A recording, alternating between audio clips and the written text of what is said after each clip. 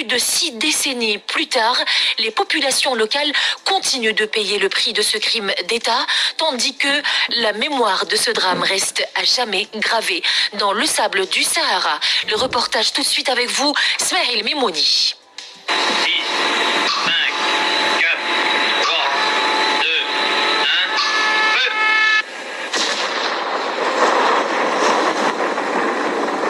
Le 13 février 1960, à 7 h du matin, à Ahmoudia, à 60 km de Regan, la France coloniale a fait exploser la bombe nucléaire sur le sol algérien. Un crime d'État, un acte de barbarie froide contre un peuple occupé. Baptisée Gerboise bleue, la bombe de 70 kilotonnes a éradié l'air, le sol, l'eau du Sahara et les nuages radioactifs ont atteint la Méditerranée, l'Espagne et la Sicile. Sur place, des milliers de kilomètres carrés ont été ravagés. Hommes, femmes, enfants, bétail, nature, tout a été sacrifié pour la soif coloniale de pouvoir et sans aucun respect pour la vie humaine. Mohamed Tiab, chercheur en histoire. Un épisode parmi les plus douloureux de l'histoire de notre peuple. En effet, le samedi noir du 13 février 1960, date tragique de l'explosion atomique de la bombe A à Regan, au Sahara algérien. Et c'est un crime commis froidement contre des gens pacifiques que toute l'eau de la Seine ne pourra jamais laver. Ce crime contre l'humanité s'inscrit aux côtés d'autres crimes coloniaux tels que les empimades et les exécutions collectives, notamment le massacre du 8 mai 1945.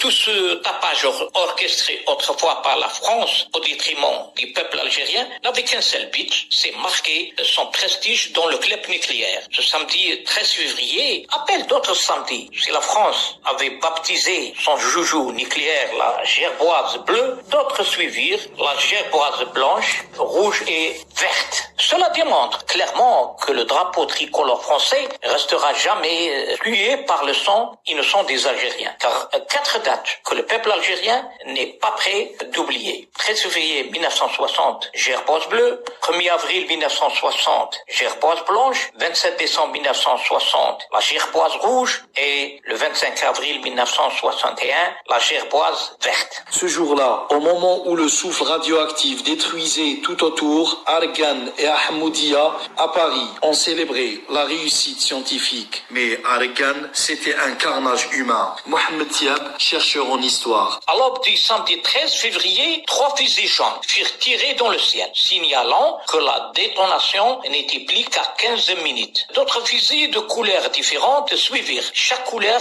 annonçant l'approche inexorable du moment fatidique. Puis vint la fusée rouge, il ne restait plus que 5 ans.